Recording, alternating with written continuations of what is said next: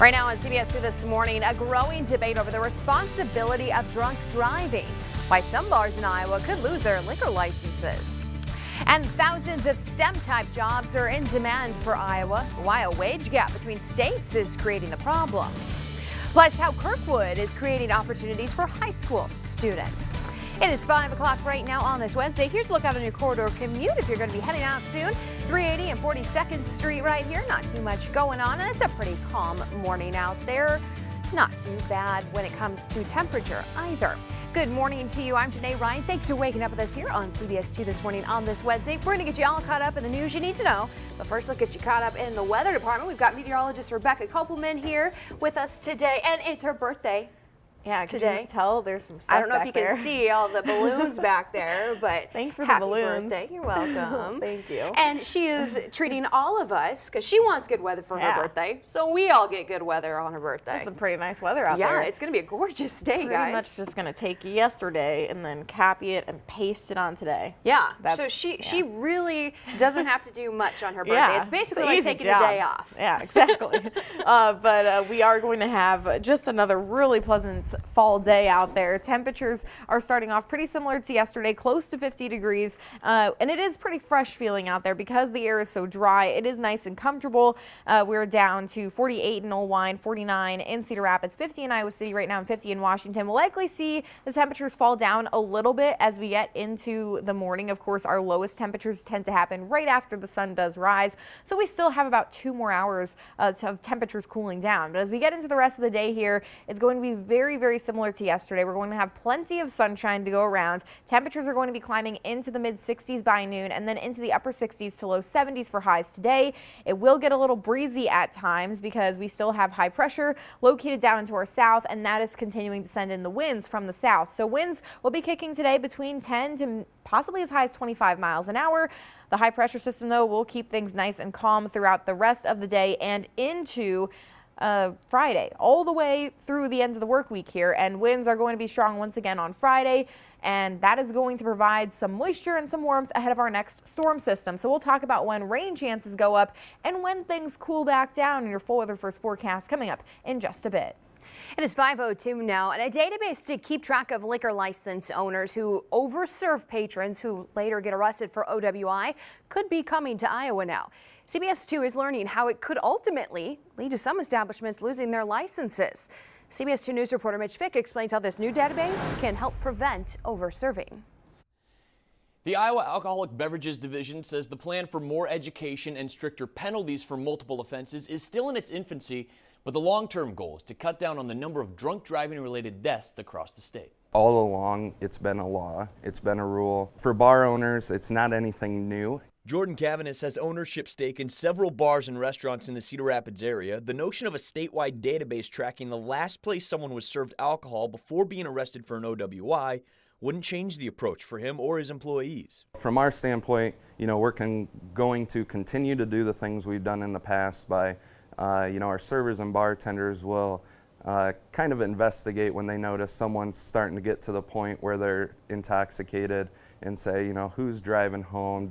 Are we taking an Uber? Can we keep your keys here till tomorrow? That database would keep tabs on a wide variety of license holders. Our focus would not be just on bars or restaurants or what we call on-premise licensees. It would be off as well. So we would want to collect data or information from multiple different alcohol licensees. For now, the state will keep researching and licensees will keep doing what they've been doing. We'll work with our customer base to try to make sure they get home safely and other people on the roadways are safe. Reaching out to some of those other states and see what's worked for them, what hasn't, all with the idea of getting to the best possible system that's going to help here in Iowa, which is to prevent traffic deaths due to alcohol. Now, Happy tells me that Iowa still might be a year or two away from getting that database put in place, but he does tell me he expects it to become a reality eventually. Mitch Fick, CBS 2 News, 10 at 10.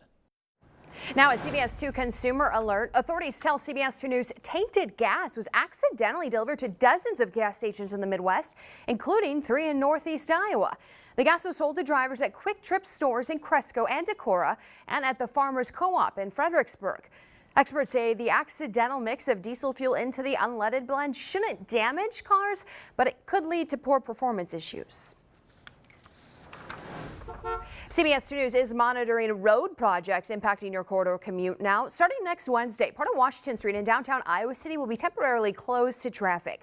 Crews are bringing in a crane to work on rooftops in that area. Now, that closure will only be for the eastbound traffic between Clinton and Dubuque Streets, and that work should only last one day. For a lot of motorists who commute in and around Robbins, one of the busiest intersections in town there will shut down for about a month. City leaders tell CBS 2 News crews will shut down the intersection of Main Street and Mentzer Road, also known as Council Street. Detour signs will be in place to help guide you around it, and they hope to reopen the intersection by November 21st. At the Capitol, Governor Kim Reynolds announced new goals for her signature workforce program. Future Ready Iowa is trying to create a state workforce where at least 70% are educated after high school. Principal Financial CEO Dan Houston leads the charge with Governor Reynolds. Did we improve education? Did we improve the probability of having better jobs? And ultimately, did we make Iowa a better place to live with higher incomes and higher satisfaction? It's my personal belief that Future Ready of Iowa is going to march us down that path, give us a higher probability of success in those areas. Governor Reynolds and Acting Lieutenant Governor Adam Gregg will attend events in Cedar Rapids and Iowa City later this week to promote this effort.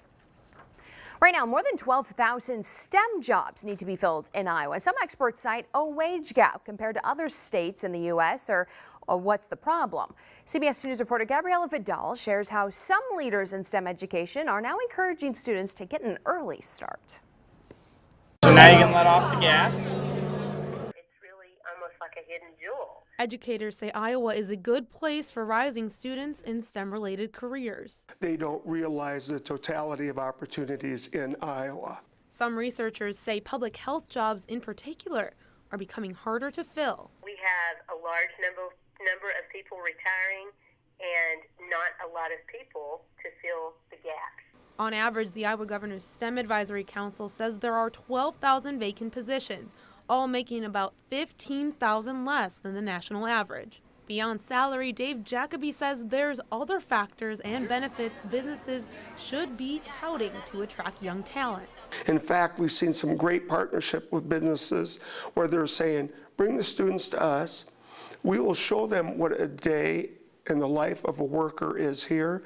Also let them know how much they can get paid and what it looks like in the community. Educators say getting businesses like the State Hygienics Laboratory to encourage participation through hands-on fellowships will bring Iowans back and help recruit worldwide. We've had fellows come from all over and then stay at the hygienic lab and try to move them into a position. And exposing kids to STEM career opportunities at a young age is encouraged.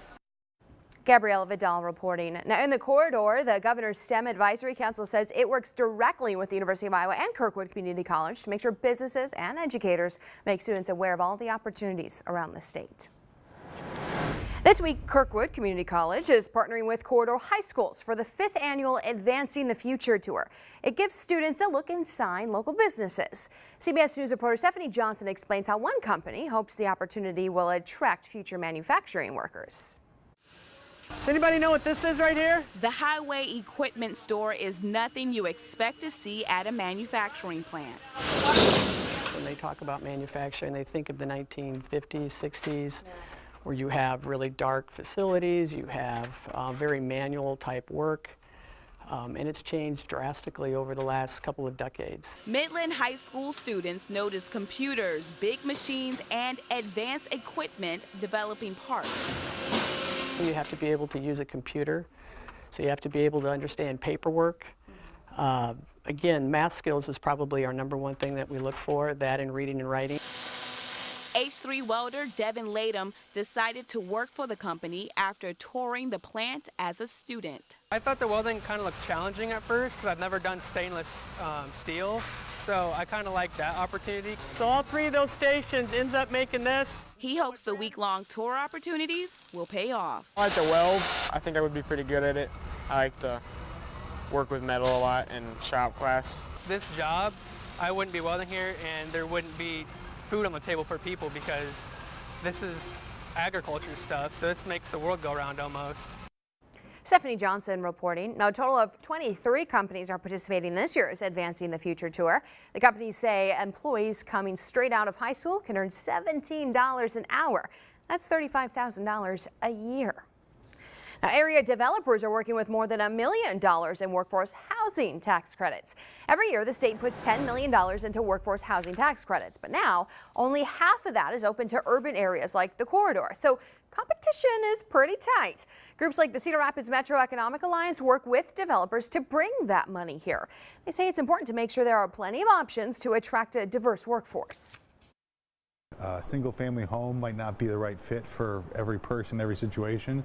So having a variety of solutions, both ownership and leasing, and both apartments and condos and townhouses and single-family homes, it makes sense to have a variety of different options available.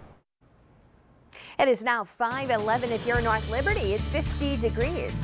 Coming up today, Cedar Rapids celebrates City Week at the City Services Center. CBS 2 News reporter Eva Anderson's live with us to tell us all about the interactive family fun event you can plan to go to.